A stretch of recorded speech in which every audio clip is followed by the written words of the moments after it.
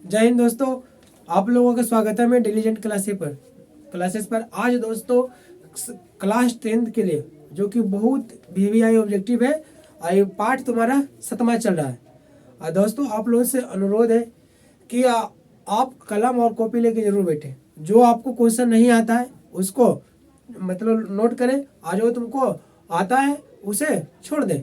एक तरह से प्रैक्टिस भी हो जाएगा, एक तरह से तुम्हारा दोबारा रिवीजन भी हो जाएगा। ठीक है दोस्तों, क्यों ऐसा करें? क्योंकि बोला गया जो लिखते हैं उसको भी याद होता है। वही तुम्हारा, अगर तुम लिखते चलोगे दोस्तों वही तुम आगे बढ़ते हुए चलोगे।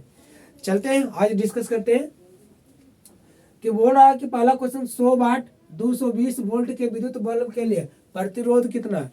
तो जहां पर वाट लग जाएगा दोस्तों वो तुम्हारा विद्युत शक्ति होता है। क्या होता है? विद्युत शक्ति। और जहां पर वोल्ट लग जाएगा वो तुम्हारा विभव होता है। क्या होता है? विभव। तो विद्युत शक्ति में एक फॉर्मूला आया था दोस्तों कि बी बराबर आया था पी बराबर बी स्क्वायर बटे आर आया था। पी बराबर बी स्क्वायर बटे आर, जो कि तुम्हारा पी दिया कितना दोस्तों? 100 दिया। अभी कितना दिया दोस्तों? 220 के 220 करेंगे तो 484 डबल जीरो हो जाएगा। 484 डबल जीरो बटे 8। डबल जीरो क्या कर दे? काट दिए। तो आर की जगह इतना कितना आ गया तुम्हारे दोस्तों? 484। कितना आ गया? 484 हो। आर का 484 हो।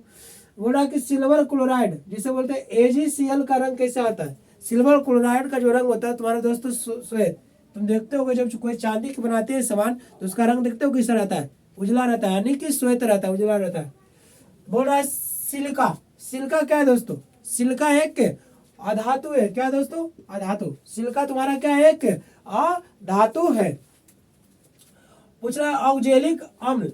ऑक्जेलिक अम्ल का प्रयोग किसमें होता है? ऑक्जेलिक, जिसका जेलिक बने। किस चीज का जेलिक बनता है दोस्तों? जेलिक मतलब हो गया जिसका चटनी उटनी बने। ज्यादातर किसका बनता है? टमाटर का। ऑक्जेलिक अम्ल किसमें पाया जाएगा दोस्तों? टमाटर में। ऑक्जेलिक अम्ल टमाटर में। टार्टरिक अम्ल का प्रयोग किसमें किया जाता है? टार्टरिक। टार्टरिक समझ सकते हो दोस्तों कि टार्टर। तुम लोग देखोगे जब तुम एक चीज के देखते होगे तुम्हारा मुंह बड़ी बड़ी तुम्हारा चटपटाने लगता है, यानी टटर करने लगता है, मैं खाऊंगा। किसको देख के बताओ? क्या? टमाटर देख के ना? संतरा ए मैंने, जो कि सबके मुंह में पानी ला देता है। इसे समझ सकते हो, तुम्हारा हिंट दे दिए। तुम्हारा कौन होगा? इमली। कौन दोस्तों? इमली। कि टाइटरिक अम्ल जो होता है इमली में पाया जाता है। पारे का अयस्क इसमें कौन है? पारे का अयस्क इसमें कौन है? तुम्हारा कौन होगा दोस्तों? सिनेबार। और मैग्नेटाइट किसका है दोस्तों? लोहा का। मैग्नेटाइट किसका अयस्क होता है? लोहा का। हेमेटाइट भी होता है लोहा का दोस्तों। हेमेटाइट भी किसका होता है? लोहा का। और बॉक्साइट पूछेगा किसका होता है? एल्युमिनियम का। बॉक्साइट अयस्क किसका होता है? एल्युमिनियम का। N2O। N2O के धुआं का रंग कैसा होता है? N2O के धुआं का रंग होता है दोस्तों भूरा। कैसा होता है? भूरा रंग का होता है। पूछना ग्लूकोज के अणु में ऑक्सीजन के कितने परमाणु होते हैं? तब ग्लूकोज के अणु सूत्र जानना चाहिए। तो ग्लूकोज का अणु सूत्र जानते हो? लिखो पहले, अपना कॉपी पे लिखो सब। ग्लूकोज का अणु सूत्र क्या होता है? चलो मैं लिखता हूँ इधर, देखो। C6H12O6। क्या होता है दोस्तों? C6H12O6 होता है। तो बताओ इसमें ऑक्सीजन कितना है? बताओ तो। ऑक्सीजन कितना है? दिख रहा है 6। ऑक्सीजन कितना है दोस्तों? 6। पूछ रहा है एल्काइन। एल्काइन क्या है? पहले बताओ एल्काइन कौन सा हाइड्रोकार्बन होता है? अरे बताओ कौन सा आता है? एल्काइन कौन सा हाइड्रोकार्बन है? असंतृप्त की संतृप्त? अच्छा, असंतृप्त होगा ना जी ना। क्या? असंतृप्त। चलो ठीक है, असंतृप्त होगा। हाँ, एल्काइन तुम्हारा कौन है? असंतृप्त है। कौन सा? असंतृप्त। तो असंतृप्त में तुम्हारा कौन है? दूसरा पार्ट है। असंतृप्त में दूसरा पार्ट है। तो दूसरा इसका सूत्र पहले क्या आता है? असंतृप्त का। जिसे बोलते हैं एल्काइन। एल्काइन का सूत्र होगा दोस्तों CnH2n-2। CnH2n-2। इसमें कोई लोग किसमें कार्बन की संख्या जो हाइड्रोजन की संख्या जो कार्बन के दुगना से 2 कम होगा। इसमें तुम्हारा एक ही को मिल रहा है, कौन? C। देखो 2 दूनी 4, 2 कम हो गया। आवर्त सारणी में उदर्ग स्तंभ। आवर्त सारणी में उदर्ग स्तंभ कहा जाता है? आवर्त सारणी में उदर्ग स्तंभ किसे कहा जाता है बता तो? वर्ग के। किसे दोस्तों? वर्ग के। हीलियम के परमाणु के बाह्यतम कक्षा में कितने इलेक्ट्रॉन होता है? पहले हीलियम के परमाणु संख्या जानेंगे। हीलियम का परमाणु संख्या कितना होता है? 2। हीलियम का परमाणु संख्या कितना होता है दोस्तों? 2 होता है। जब 2 का तोड़ेंगे तो 2। तो अंतिम कितना पड़ रहा है इसका? 2 ही। इसका परमाणु कक्षा में कितना होगा तुम्हारा? इलेक्ट्रॉन 2 ही इलेक्ट्रॉन होगा। मछली का मुख्य अंग श्वसन कौन होता है? फेफड़ा, फेफड़ा होता है। तुम गलती पढ़ते हो, बताओ तो। मछली का जो मुख्य श्वसन अंग कौन होता है? गिल्स। कौन दोस्तों, याद रखना, तुम लोग गलती करो वहां पर।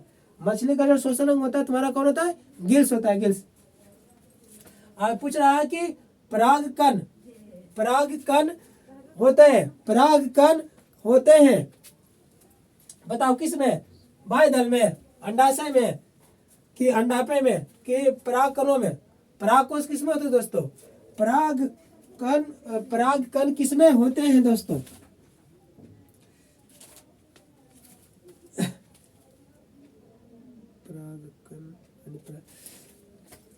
परागकण किस में होते हैं दोस्तों, बताओ? परागकण किस में होते हैं? बाह्यदल में नहीं, अंडाशय में नहीं, अंडाशय में नहीं, कहाँ? यानी कि परागकणों में होते हैं। शुक्राणु का वाहक होते हैं किसमें? शुक्राणु का वाहक किसमें होते हैं दोस्तों? बेसन में। किसमें होते हैं? बेसन में। जेवलेरियन क्या एक प्रकार के हार्मोन है दोस्तों? क्या है? एक प्रकार के हार्मोन है। मस्तिष्क उत्तरदायी होते हैं, बताओ मस्तिष्क उत्तरदायी किसके लिए होते हैं? सोचने के लिए, शरीर को संतुलन करने के लिए, हृदय को संपादन करने के लिए, और इनमें से सभी के लिए मस्तिष्क उत्तरदायी होते हैं। एक जैविक प्रक्रम द्वारा अपघटित होने वाला पदार्थ कौन है? जैविक प्रक्रम द्वारा, जो प्राकृतिक द्वारा उसे अपघटित कर देते हैं, मतलब सड़ा गला देते हैं, कौन सा पदार्थ है? बताओ। पॉलिथीन कभी सड़े गलेगा? कभी नहीं गलेगा। रबड़, ये भी नहीं होगा दोस्तों। प्लास्टिक, और नहीं हो सकता है प्लास्टिक। तुम देखो प्लास्टिक की जमीन में गड़ के देखो, एक साल के बाद भी निकासेंगे तो कभी गलेगा नहीं, इसलिए भी नहीं होगा। कौन होगा तुम्हारे पास?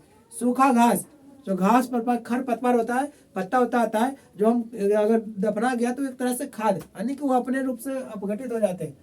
ओजोन, ओजोन परत के लिए अब 6 के जिम्मेवार कौन है? पहले बताओ ओजोन का सूत्र क्या होता है दोस्तों? ओजोन का सूत्र बोलो।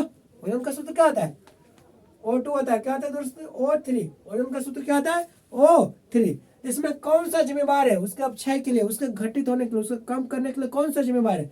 CFS, इसे बोलते हैं क्लोरोफ्लोरोकार्बन। CFS का फुल फॉर्म क्या आ गया? क्लोरोफ्लोरोकार्बन। सोपोषी, पोषण के लिए कौन आवश्यक है? सोपोषी। सोपोषी किसे कहते हैं दोस्तों? जो अपना भोजन स्वयं बनाए, अपना भोजन स्वयं बनाए। तो उसमें कौन होगा तुम्हारे पास? है क्लोरोफिल, सही बात है। CO2, कार्बन डाइऑक्साइड, ये भी सही बात है। और सूर्य का प्रकाश, ये भी सही बात है। इनमें से कौन हो जाएगा दोस्तों? All of. निकट दृष्टि दोष के लिए निवारण किस लेंस का प्रयोग किया जाता है? निकट। तो देखो दोस्तों, दोष तुम्हारा 4 प्रकार का होता है। दृष्टि दोष 4 प्रकार में, निकट और दूर बहुत विभिन्न है। देखो इसका याद करा देंगे। जो दू होगा उसमें उ लगता है। दू में क्या लगेगा? उ मीन्स उत्तर। दू में क्या लगेगा दोस्तों? दू में उ फॉर उत्तर लेंस, क्या होगा? उत्तर पोल। और नी में लगेगा दोस्तों आ। नी में क्या लगेगा? आ फॉर अवतल। आ फॉर कौन सा लेंस होगा? अवतल, ही तुम्हारा उत्तर लेंस हो गया। तो निकट पूछ रहा ना, तो निकट दृष्टि दोष के लिए कौन सा प्रयोग होगा? अवतल लेंस का। किसका? अवतल लेंस का। इनमें कौन सा विद्युत का सुचालक है जिसमें विद्युत धारा आसानी से पार हो सकते हैं? सल्फर ना, इसमें नहीं होगा। प्लास्टिक तो हो नहीं सकता है। आयोडीन नहीं। कौन होगा तुम्हारे पास? ग्रेफाइट। ग्रेफाइट एक ऐसा मतलब धातु के गुण पाए जाते हैं। ग्रेफाइट तो ऐसे अधातु माना जाता है, मगर ग्रेफाइट में ऐसा गुण पाया जाता है कि जो कि उसमें विद्युत धारा क्या कर सकते हैं? आसानी से पार कर सकते हैं। ग्रेफाइट मतलब क्या होगा दोस्तों? जो पेंसिल तुम्हारा होता है, पेंसिल की जिससे हम लिखते हैं उसका नोकी, उसे तुम्हारा क्या बोलते हैं? ग्रेफाइट। जय हिंद दोस्तों। अगर आपको ये वीडियो अच्छा लगे तो इस लाइक और कमेंट जरूर करना दोस्तों। अपने दोस्तों के साथ शेयर करो क्योंकि उसको भी बेनिफिट हो। जय हिंद दोस्तों।